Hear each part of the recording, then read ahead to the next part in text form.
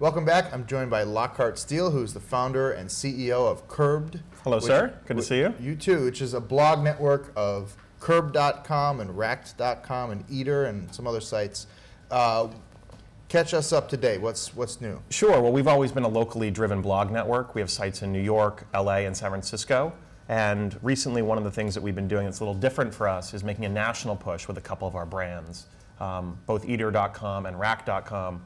Eater in the restaurant space, Racked in the sort of shopping space. We've hired up teams of editors, and all of our sites are, kind of classic blog style, run by full-time editors, really writing about some of these things that we've been writing on the local level, on the national level. So for Eater, that's like, food pop culture and, every single thing that Anthony Bourdain has ever done in his life. It's the, if the question can be asked, can you blog too much about Anthony Bourdain? We intend to answer that question. Excellent.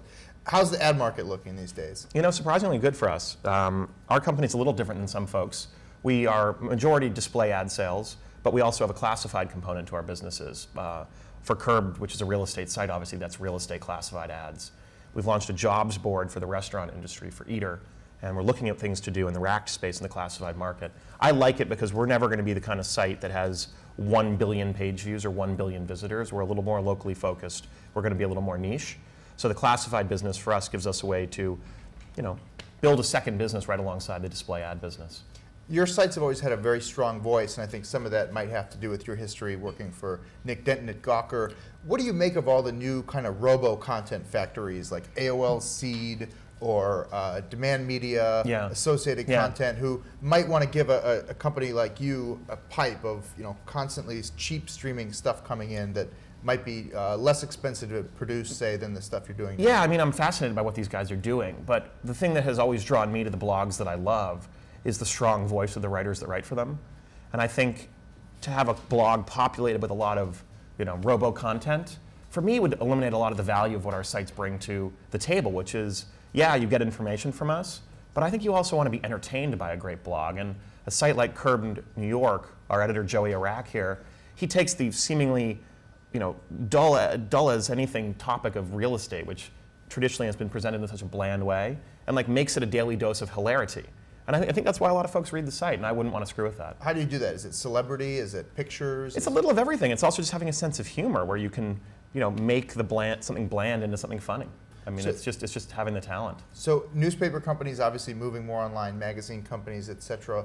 Who comes in and gives you a good run for your money? Well, I think the stuff that New York Magazine does is spectacular. And in the Eater space, they have their Grub Street property and our Eater property are sort of locked in a classic Engadget Gizmodo style deathmatch. Yeah.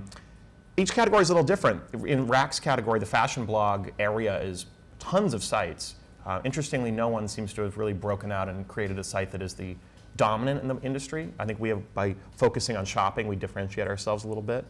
And in Curb's case, I think we're really mostly, a site like Brownstoner here in New York, which is a great Brooklyn real estate blog. I wouldn't say competes with us, but each city has a couple other blogs sort of in the space, but actually we all tend to play pretty nice together.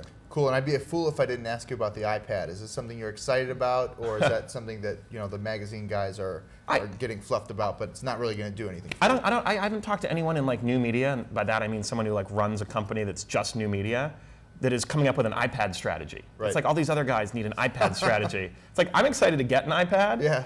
And if it turns out that people want to consume content in some special way on their iPad, then I can't imagine it'll be that hard for us to build something that will let our content do that. But the idea of having an iPad strategy to me right now, it strikes me as just complete absurdity.